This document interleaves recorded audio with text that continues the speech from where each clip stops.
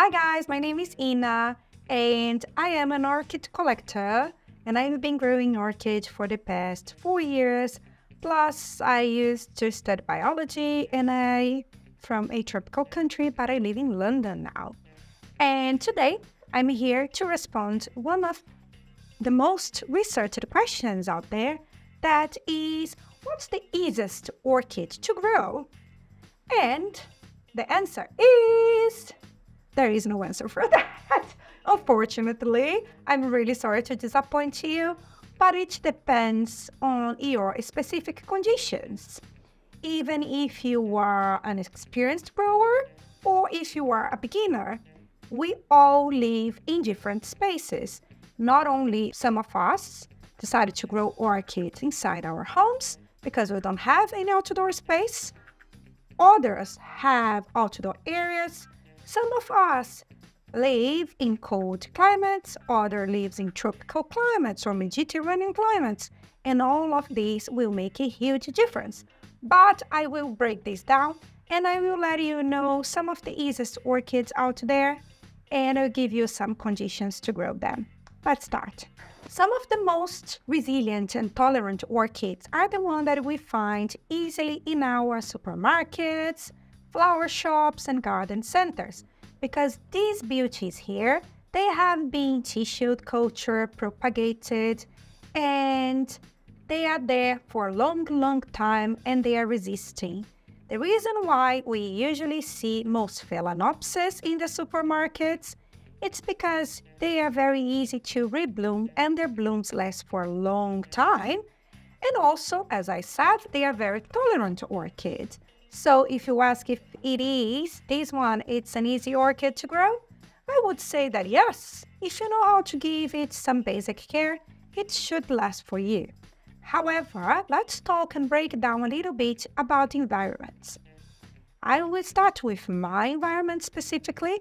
I live in a temperate climate with a very cold winter and season. So I have an intermediate to hot summer and cool, cold winter, and my winter will last for like 6-7 months. So my case is I don't have any outdoor area. I need to grow my orchids inside.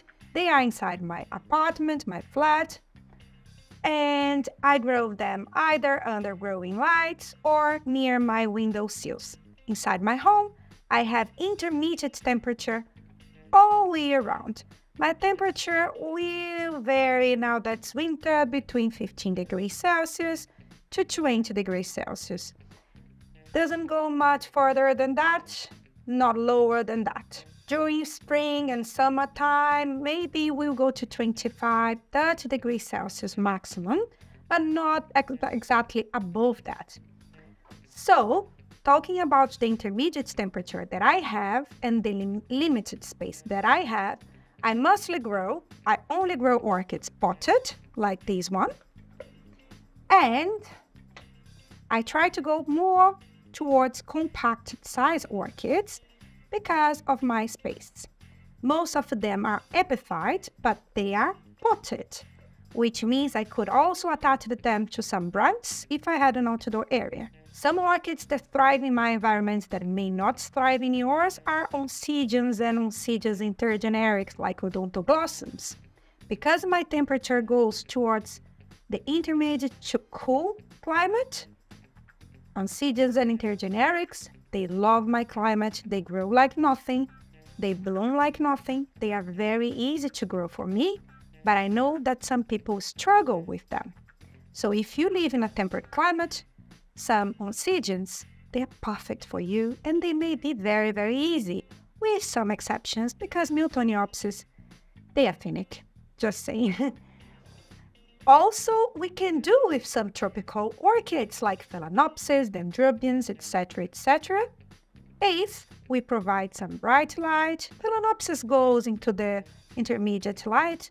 They are super easy and adaptable. The only thing that we have to be careful with Phalaenopsis is how to aerate the mix and not to water the ground.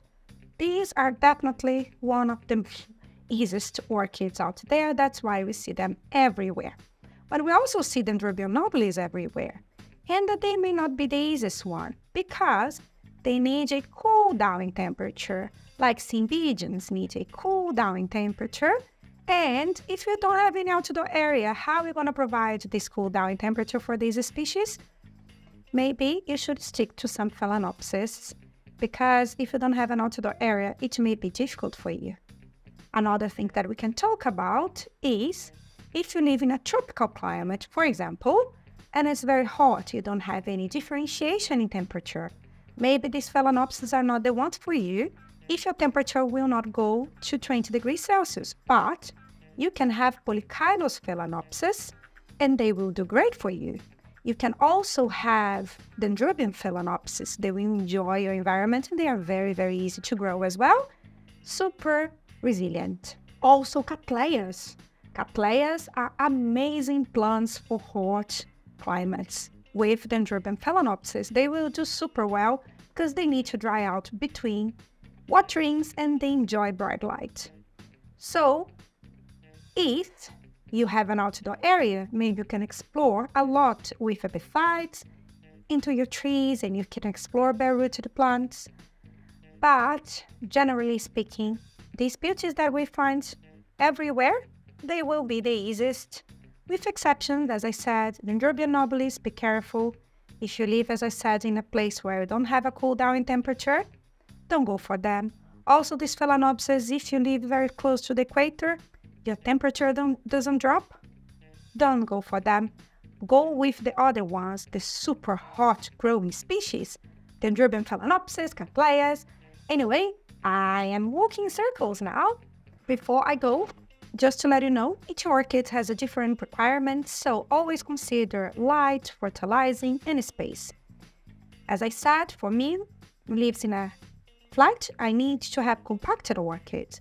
Maybe if you live in an intermediate temperature type of climate and you have a huge outdoor area, you could explore Cymbidiums, for example, that are beautiful garden orchids and they are large species.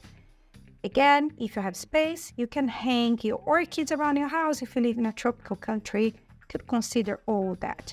We have to think about light. As I said, I can provide some growing lights to my plants, but not for all of them. So I have big vandas that would prefer direct sunlight.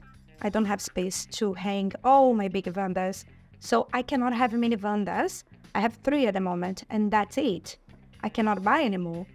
So although vandas, you can find vandas at least here in some garden centers, don't buy a big vanda if you cannot provide very, very specific and bright light for your vanda. But if you don't want to spend any money buying any gadget, go with Phalaenopsis that you can place under your table with some indirect sunlight. Goes with Paphiopedilum. They are very forgiving orchids, very easy to care for, and don't need some extremely bright light. You can leave them around, hanging around. They are compact, not all of them, but most of them, they are compact orchids. You can find a nice spot and they will do just fine. But if you, at the opposite side of the world, has a lot of bright exposure, try some Cattleyas. They are amazing. I wish I could have many more. Go with vandas, maybe. You can explore that. Just to conclude this video, I don't think there is one orchid that is the easiest orchid of all, but go with the ones, especially if you're a beginner, that are sold near your house. These ones, they have been propagated a lot and they are very resilient. Bear in mind that if you live in a climate with no drop in temperature, don't go with Phalaenopsis and Dendrobium nobilis. That will require that to rebloom. If you live in an intermediate climate, you can explore Orchids. A lot if you have the space for them, because they will love your climate. So it depends where you live, the space and the availability that you have. But more than that, I'm sure you will find one orchid for you. Orchid is a very diverse family of plants, and there are orchids growing almost everywhere in the world. So I'm sure you will find one beauty that won't give you lots of headaches. They are so easy to care for when you know what they need, especially some of the most common ones. I have some videos down here. You can have a look, some tutorials about growing these beautiful moss orchids, about dendrobiums, and much more. So, if you enjoyed this video, give us a thumbs up. Subscribe to my channel, it helps a lot. I hope you have enjoyed this type of content. And that's it. Bye bye!